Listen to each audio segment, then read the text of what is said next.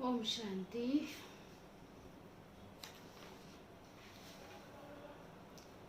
ओम शांति।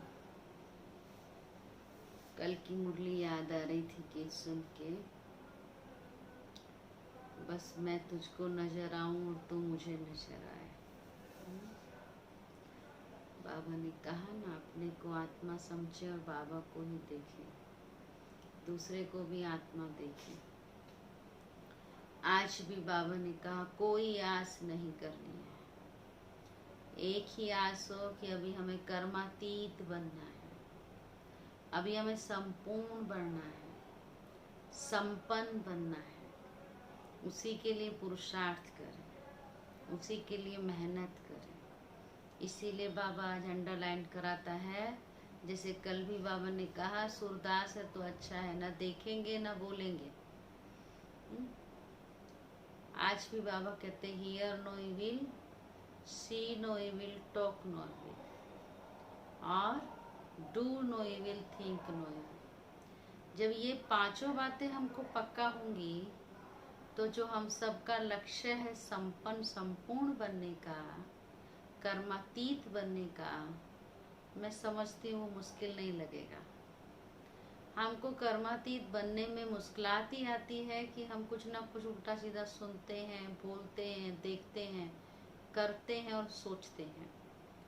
इन सब से हम उपराम हो जाएंगे। बस तू ही तू नजर आए, एक बाबा को ही देखेंगे और एक बाप को ही प्यार करेंगे और कोई आशा नहीं, तो जल्दी ही हम बाप की आशाओं को पूर्ण कर सकते हैं। आज 1 अगस्त, जुलाई मास पूरा हुआ, अगस्त शुरू हुआ और राखी और जन्माष्टमी यह भी हमको अगस्त मास में ही सुनहरा मौका मिलेगा मनाने का। लेकिन अभी अगस्त मास और ख़ास इस मास की विशेषता बड़ी दादी जी का भी मास है। 25 अगस्त दादी जी का दिवस है।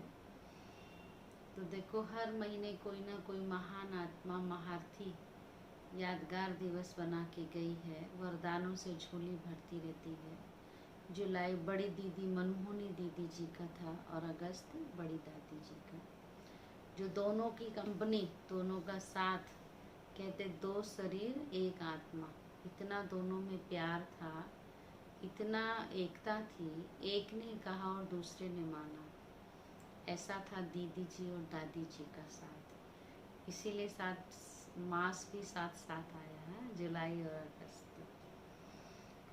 1 अगस्त की वाणी है। बाबा जी बोले, मीठे बच्चे, तुम्हें पढ़ाई से अपनी कर्मातीत अवस्था बनानी है, तुम्हें पढ़ाई से अपनी कर्मातीत अवस्था बनानी है, साथ साथ पतित से पावन बनाने का रास्ता भी बताना है। रूहानी सर्विस करनी है, रूहानी सर्विस करनी है। प्रश्न है, कौन सा मंत्र याद रखो तो पाप कर्मों से बच जाएंगे? बहुत सुंदर उत्तर दिया। बाप ने मंत्र दिया है, hear no evil, see no evil. यही मंत्र याद रखो। तुम्हें अपनी कर्म इंद्रियों से कोई पाप नहीं करना है। कलयुग में सबसे पाप कर्म ही होते हैं। इसलिए बाबा यह युक्ति बताते हैं कि पवित्रता का गुण धारण करो, यही नंबर 1 गुण है। ओम शांति। बच्चे किसके सामने बैठे हैं?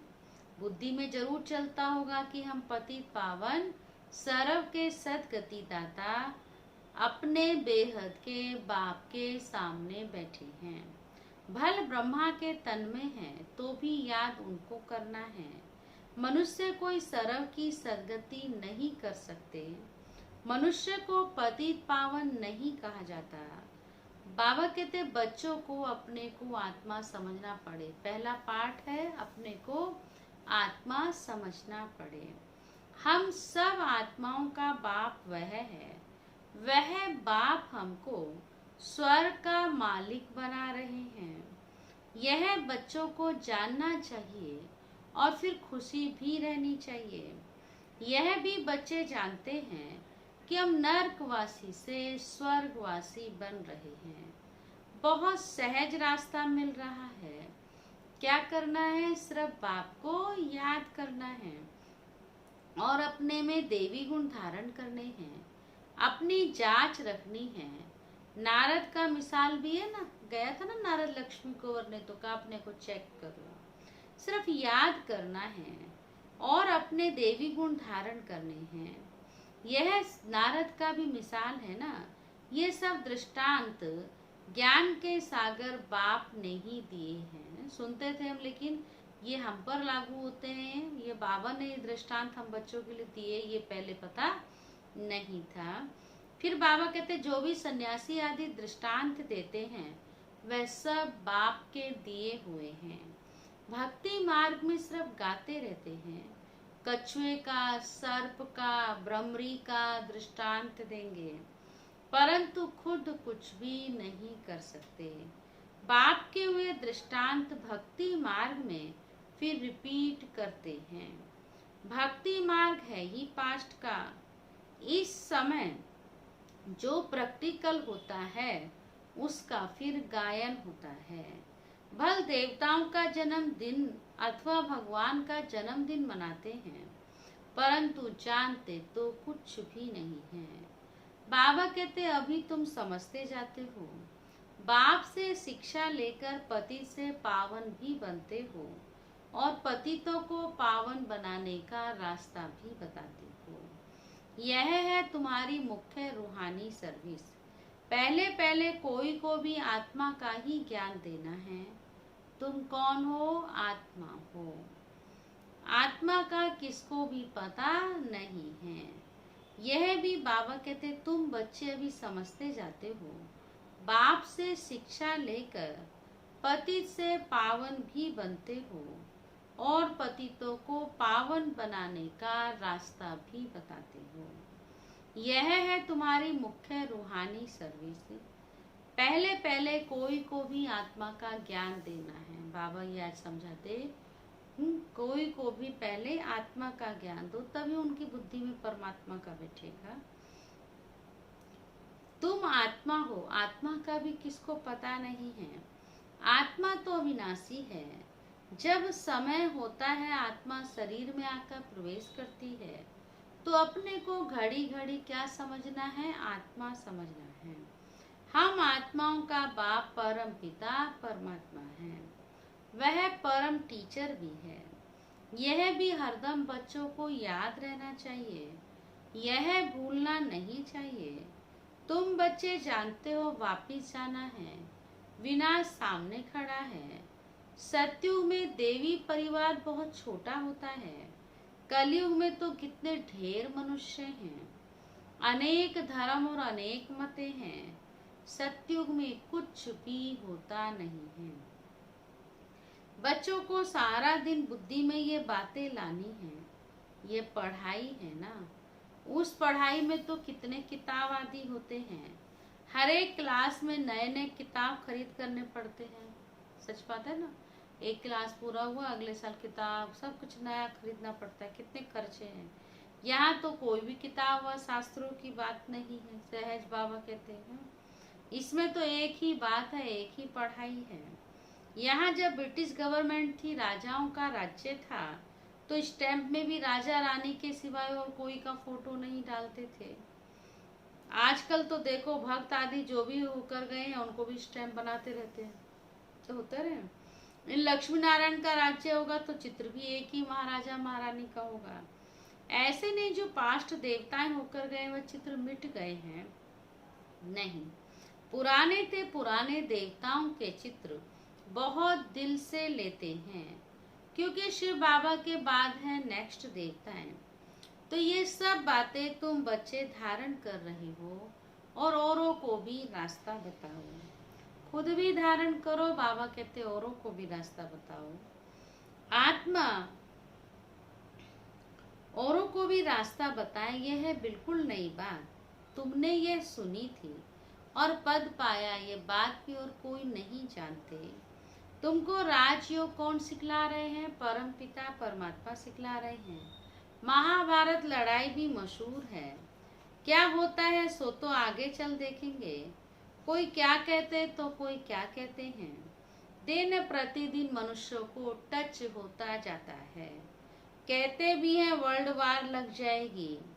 उससे पहले तुम बच्चों को अपनी पढ़ाई से कर्मातीत अवस्था को प्राप्त करना है। बाबा कहते बाकी असुर और देवताओं की कोई लड़ाई नहीं होती। इस समय तुम ब्राह्मण संप्रदाय हो, जो फिर जाकर क्या बनोगे, फिर देवी संप्रदाय बनते हो। इसलिए इस जन्म में देवी गुण धारण कर रहे हो। नंबर 1 देवी गुण है कौन सा? पवित्रता का। तुम इस शरीर द्वारा कितने पाप करते आए हो। आत्मा को ही कहा जाता है पाप आत्मा, पुण्य आत्मा। आत्मा इन कर्म इंद्रियों से कितने पाप करती रहती है। अब hear no evil, see no evil, talk no evil किसको कहा जाता है? आत्मा को। आत्मा ही कानों से सुनती है। बाप ने तुम बच्चों को स्मृति दिलाई है कि तुम आदि सनातन देवी देवता धर्म वाले थे। चक्र खाकर आए और अब फिर तुमको वही बनना है। यह मीठी स्मृति आने से पवित्र बनने की हिम्मत आती है। तुम्हारी बुद्धि में है कि हमने कैसे 84 का पार्ट बजाया है। पहले पहले हम यह थे। ये कहानी है ना। बुद्धि में आना चाहिए कि 5000 वर्ष पहले हम सो देवता थे। हम आत्मा मूल वतन की रहने वाली है। आगे ये जरा भी ख्याल नहीं था। हम आत्माओं का वह घर है। कहाँ है हमारा घर? परम धाम। वहां से हम आते हैं पाठ बजाने के लिए। सूर्यवंशी, चंद्रवंशी, फिर वैश्य, शूद्र, और अभी क्या बने हम? ब्राह्मण। अभी तुम ब्रह्मा की संतान ब्राह्मण वंशी हो। तुम ईश्वरीय औलाद बने हो। कौन बैठकर पढ़ाता है हमको? ईश्वर बैठ तुमको पढ़ाते हैं। वह सुप्रीम बाप, सुप्रीम टीचर, सुप्रीम गुरु भी है। हम उनकी मत से सब मनुष्यों को श्रेष्ठ बनाते हैं। मुक्ति, जीवन मुक्ति दोनों श्रेष्ठ है। हम अपने घर जाएंगे, फिर पवित्र आत्माएं आकर राज्य करेंगी। यह चक्र है ना, इसको कहा जाता है स्वदर्शन चक्र। ये ज्ञान की बात है। पाप कहते हैं तुम्हारा ये स्वदर्शन चक्र रुकना नहीं चाहिए। फिरते रहने से ही विकर विनाश हो जाएंगे। बाबा कहते तुम इस रावण पर जीत पा लेंगे। कब पाएंगे? जब आपकी याद में रहेंगे, पाप मिट जाएंगे। अब स्मृति आई है सिमरन करने के लिए। ऐसे नहीं माला बैठ सिमरन करनी है। आत्मा में अंदर ज्ञान है जो तुम बच्चों को और भाई बहनों को समझाना है। जो शिव बाबा ने हम बच्चों को ज्ञान दिया है, बाबा कहते तुमको समझना भी है और औरों को समझाना भी है। बच्चे भी तो मददगार बनेंगे ना। तुम बच्चों को ही मैं स्वदर्शन चक्रधारी बनाता हूँ। यह ज्ञान मेरे में है, इसलिए मुझे ज्ञान का सागर मनुष्य सृष्टि का बीज रूप कहते हैं। उनको बागवान कहा जाता है। देवी देवता धर्म का बीज किसने लगाया है? शिव बाबा ने ही लगाया है। अभी तुम देवी देवता बन रहे हो। क्या पढ़ा रहे हैं शिव बाबा हमको? देवी देवता बनाने की पढ़ाई। तो हमें क्या करना है? देवी गुणों को धारण करना है। ये सारा दिन सिमरन करते रहो तो भी तुम्हारा बहुत कल्याण है। देवी गुण भी धारण करने हैं, पवित्र भी बनना है। स्त्री पुरुष दोनों इकट्ठे रहते पवित्र बनते हो, ऐसा धर्म तो होता नहीं। निर्वर्ती मार्ग वाले तो वे सिर्फ पुरुष बनते हैं। कहते ना स्त्री पुरुष दोनों इकट्ठे पवित्र रह नहीं सकते, मुश्किल है। सतयुग में थे ना, लक्ष्मी नारायण की महिमा भी गाते हैं। बाबा कहते अभी तुम बच्चे जानते हो, बाबा हमको शूद्र से ब्राह्मण बनाए फिर देवता बनाते हैं। हम ही पूज्य से पुजारी बनेंगे। फिर जब वाम मार्ग में जाएंगे तो शिव का मंदिर बनाए पूजा करेंगे। तो तुम बच्चों को अपने 84 जन्मों का ज्ञान है। बाप ही कहते हैं, तुम अपने जन्मों को नहीं जानते हो, मैं बताता हूँ। ऐसे और कोई मनुष्य कह नहीं सकते। तुमको स्वदर्शन चक्रधारी बनाते हैं। तुम आत्मा पवित्र बन रही हो। शरीर तो यहाँ पवित्र बन ना सके। आत्मा पवित्र बन जाती है तो फिर आप पवित्र शरीर को छोड़ना पड़े। ये सब आत्माओं को पवित्र होकर ही जाना है। शिव बाबा कहते हैं, मैंने तुमको पवित्र भेजा था और मैं पवित्र ही तुमको बना कर ले जाऊंगा। पवित्र दुनिया विस्थापन हो रही है, बाकी सब स्वीट होम में चले जाएंगे, ये याद रखना चाहिए। अब घर जाना है। बाप की याद के साथ साथ घर की भी याद जरूर चाहिए, क्योंकि अब वापिस घर जाना है। घर में ही बाप को याद करना है। भल तुम बच्चे जानते हो कि बाबा इस तन में आकर हमको सुना रहे हैं, परंतु बुद्धि परम धाम स्वीट होम से टूटनी नहीं चाहिए। टीचर घर छोड़कर आते हैं तुमको पढ़ाने। कौन टीचर? सुप्रीम टीचर शिव बाबा कहाँ से? परम धाम से आए हमको पढ़ाने। पढ़ाकर फिर बहुत दूर चले जाते हैं, फिर वापस कहाँ जाएंगे? परम धाम। सेकंड में कहाँ भी जा सकते हैं बाबा। तो आत्मा कितनी छोटी बिंदी है, वंडर खाना चाहिए ना। बाप ने आत्मा का भी ज्ञान दिया है, ये भी तुम बच्चे जानते हो। स्वर्ग में कोई गंदी चीज होती नहीं जिससे हाथ पांव आदि कपड़े मैले हों, इसलिए वहां पर कपड़े एक बार पहनेंगे फिर दूसरी बार नहीं पहनेंगे, वो दे देंगे नौकर चाकरों को। मैले नहीं होंगे, वो भी नए के नए पोशाक होंगे। देवताओं की कैसी सुंदर पहरवाइश है, कितने फर्स्ट क्लास कपड़े होंगे। धोने की वहां दरकार ही नहीं है, सुन लिया, वहां कपड़े धोने की भी दरकार नहीं है। इनको देखकर कितनी खुशी होनी चाहिए। आत्मा जानती है भविष्य 21 जन्म हम यह बनेंगे, बस देखते रहना चाहिए। ये चित्र सबके पास होना चाहिए, इसमें बड़ी खुशी चाहिए। हमको बाबा यह बनाते हैं, ऐसे बाबा के हम बच्चे फिर रोते क्यों हैं? हमको कोई फिक्र थोड़ी ही होना चाहिए। देवताओं के मंदिर में जाकर महिमा गाते हैं कि आप सर्वगुण संपन्न, 16 कला संपूर्ण और खुद को निर्विकारी पतित कहते हैं। अच्युतम केशवम नमो नारायण, महिमा है ना श्री कृष्ण की। कितने नाम बोलते जाते हैं, ये सब शास्त्रों में लिखा हुआ है जो याद करते हैं। अब उन्होंने तो श्री कृष्ण भगवान कहा, तो जिसने जिसको भगवान माना उसकी महिमा में ये गा बना दिया। लेकिन अभी बाबा कहते तुमको समझ में आया है और फिर तुमको दूसरों को समझाना है। शास्त्रों में किसने लिखा है? तो कह देते हैं व्यास ने, या कोई नए नए भी बनाते रहते हैं। आजकल नए नए बहुत निकल आए हैं। ग्रंथ आगे बहुत छोटा हाथ से लिखा हुआ था, अभी तो कितना बड़ा बना दिया है, जरूर एडिशन किया होगा, ऐसे तो इतना बड़ा नहीं हो गया। अब गुरु नानक तो आते ही धर्म की स्थापना करने। ज्ञान देने वाला कौन? एक ही परमात्मा है। क्राइस्ट भी आते हैं सब धर्म की स्थापना करने के लिए। जब सब आ जाते हैं फिर तो वापस जाएंगे। घर भेजने वाला कौन? क्या क्राइस्ट? नहीं, वह तो भिन्न नाम रूप से तमो प्रधान अवस्था में है इस समय है। सतो रजो तमो में आते हैं ना, इस समय बाबा कहते सब तमो प्रधान है, सबकी जड़ जड़ीभूत अवस्था है।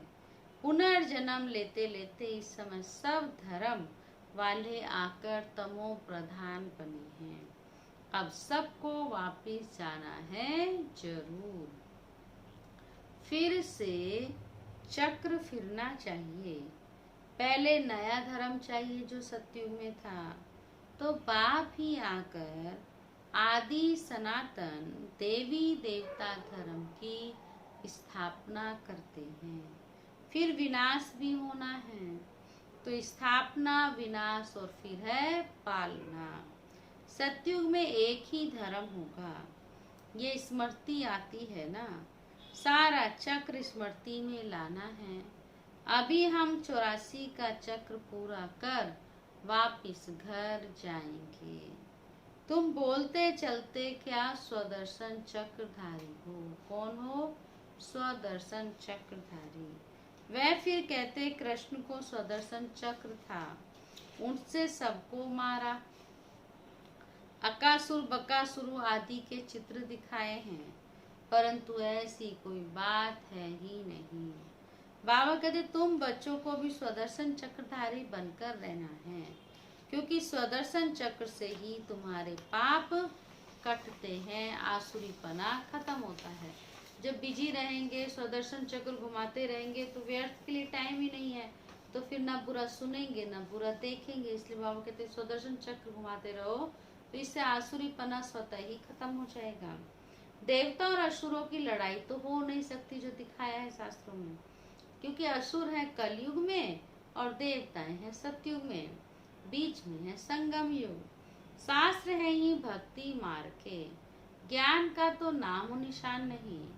ज्ञान सागर कौन? एक ही बाप है, सबके लिए ज्ञान रत्नों की थालियां भर भर लाते हैं। सिवाय बाप के कोई भी आत्मा पवित्र बन वापिस जा नहीं सकती। शिव बाबा ही पवित्र बनाता है। पाठ तो जरूर बजाना है।